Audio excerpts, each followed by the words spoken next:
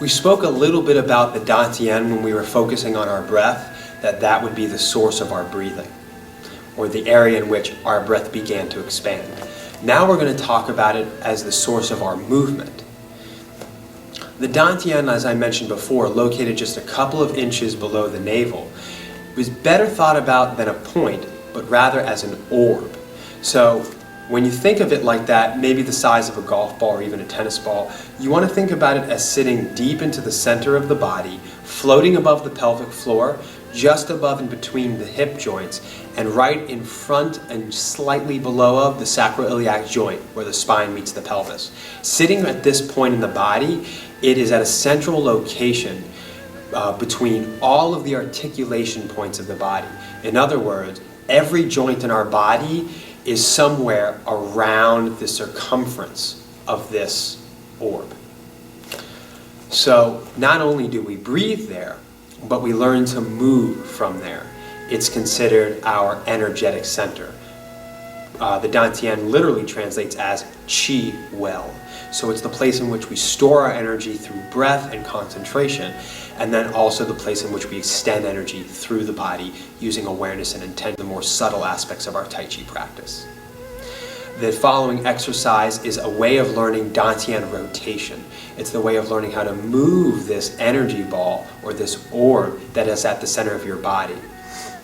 The first circle to understand in Dantian rotation is the horizontal ring. In other words, drawing a circle that is horizontal, imagine it essentially like a belt, that instead of moving around the body, it's on the inside of the body. And as it generates movement at the core of our bodies, that movement expresses through our posture. Placing my palms overlapped over the Dantian as I did when we were breathing, we can turn just ever so slightly. Now, this very small exercise of just turning from side to side is deceptively difficult, in that when we're turning, we don't want to allow the hips and knees and feet to turn with us. As I back up a little bit, you might be able to see how the feet themselves will twist. I'm exaggerating the movement, but again, that would be the force that would be acting on the body. So we don't want to have torsion forces acting on the body, moving the weight around through our feet. We want the feet to be evenly weighted down. So, keeping that in mind, that we want only to move a little bit, we have to open Qi Chong. Remember, that was the point where the inner thighs met the groin and met the pelvis. Keeping that open, keeping Ming Men, the area of the low back, full and relaxed. Continuing to breathe into the hands and letting them rest. We'll simply turn, maybe just a few centimeters, perhaps imperceptibly, but slightly from one side to the other, keeping the entire upper body stacked on top of the Dantian. So your entire vertical axis up to the point where it reaches the Dantian isn't going to move during this exercise. It's going to remain still, and you're looking to find space between the hips, as if the pelvis were rotating all on its own between the hips. There will be a little bit of movement in the legs, but no twisting movement, just a little bit of bend back and forth in the knees.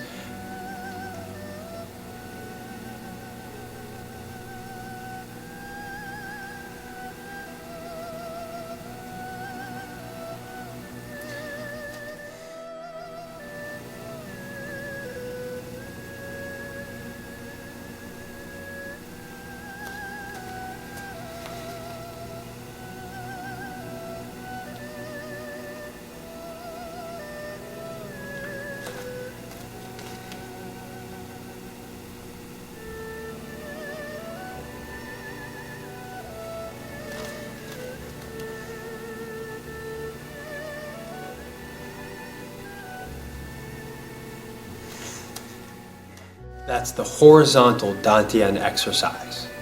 Next, we're going to move on to adding the vertical circle. And when we put the vertical circle and the horizontal together, we also end up with a completely three-dimensional movement.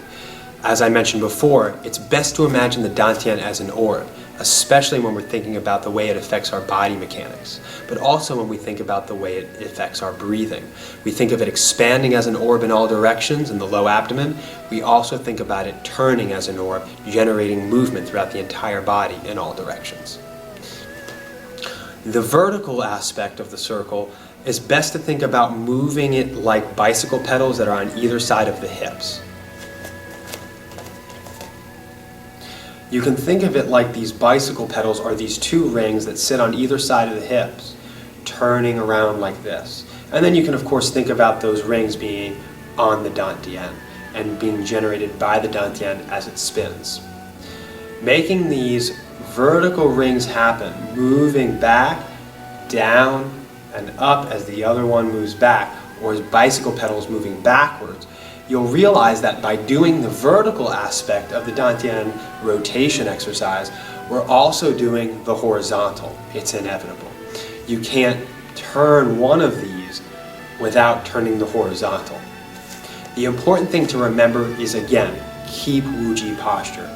Anchor the crown of the head, relax through shoulder well, Clyman, Zhangmen, Mingmen, and down through the legs. Keep your Qigong breathing working, expanding and contracting, filling the body with warmth, awareness, and energy. If you do all that, then this exercise will be very beneficial for you as you circle around and through. Another good way of thinking about this Dantian rotation exercise of putting the vertical circles and the horizontal circles together is to simply think about drawing a single vertical circle that moves through the frontal plane, or in other words, like a big O. And if you draw that O with your palms on your stomach and follow it by sinking down in one leg and rising up through another, you'll notice that you're sinking your energy all the way down to the ground, just like in Wuji, but only through one side of the body, and then rising up through the other. You'll also notice that in doing that, you're creating both the horizontal circle and the vertical circle aspect of Dantian rotation.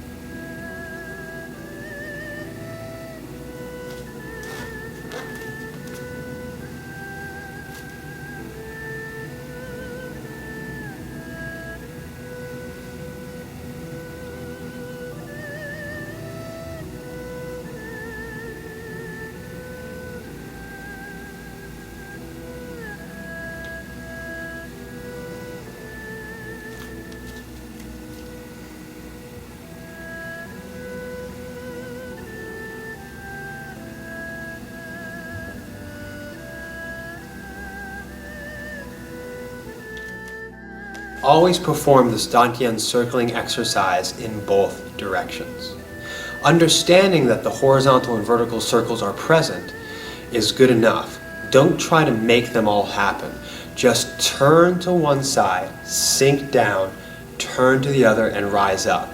I know that movement seems kind of squarish, but as you get smoother with it, you can cut the corners, round it out, and make it smoother. A couple of things to watch out for. One is the knees.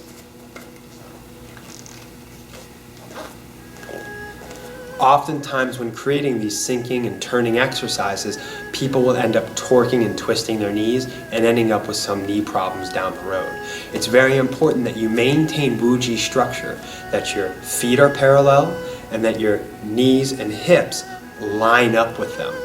If you do that and you keep the inguinal crease of Qi Chong point relaxed and open, if you keep Ming Men at the lower back full, which means that you don't curve your lower back like so, but rather you extend the entire pelvis down like we spoke about in our section of Wuji and Wuji structure and posture, that the entire waistline and pelvis sinks down, keeping that vertical axis and turning and spiraling along that axis.